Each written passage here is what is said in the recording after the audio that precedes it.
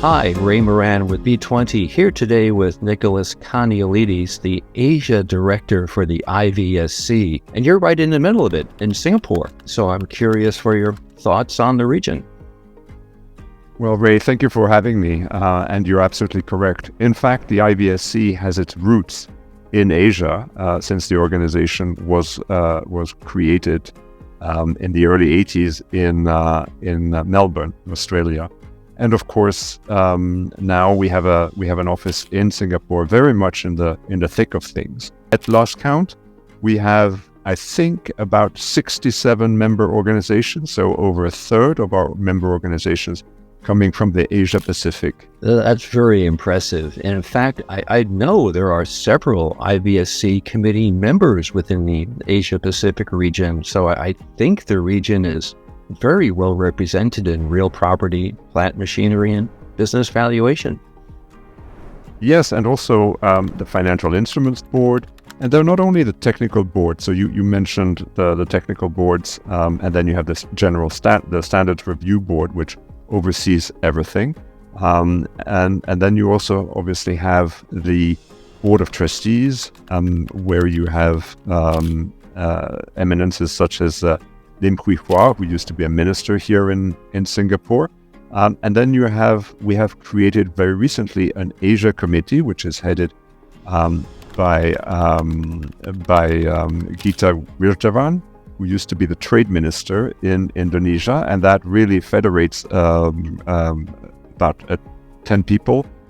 You know, switching over to the V20, Nicolas, I know you've been an early supporter of the V20, and we thank you for that. But I'm curious, when you first met Saurabh Gupta and he pitched the idea of the V20 to you, what was your first reaction? Well, first of all, when I started at the IVSC, when we opened the office in Singapore, one of my first trips was to India.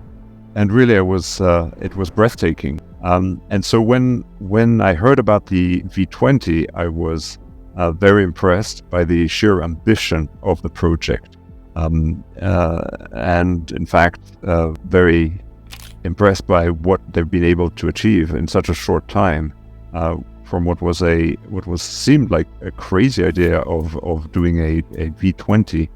In a very, very short time span. Yeah, I definitely agree. It's an effort that's very well worth undertaking.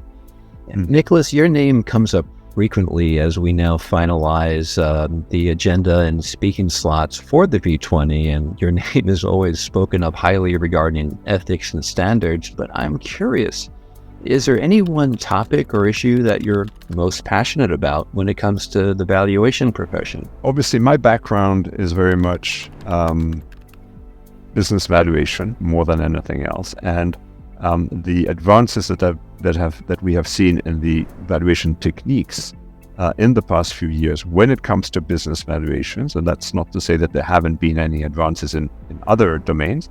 Nicolas, thank you so much. Any final thoughts for the audience that you'd like to share, either V20 or just on the valuation profession? Well, I'm sure the V20 is going to be a great success. We know who the speakers are. The other speakers, we already have a good sense of who will be in the audience. I know quite a few of these people, and I'm pretty sure that it's going to be at a very, very high level. And I think the meeting of the minds will really be something that I and everyone else will enjoy. Mm-hmm. Thank you so much for your time today. This has been a very enjoyable discussion, and I really am looking forward to seeing you in New Delhi.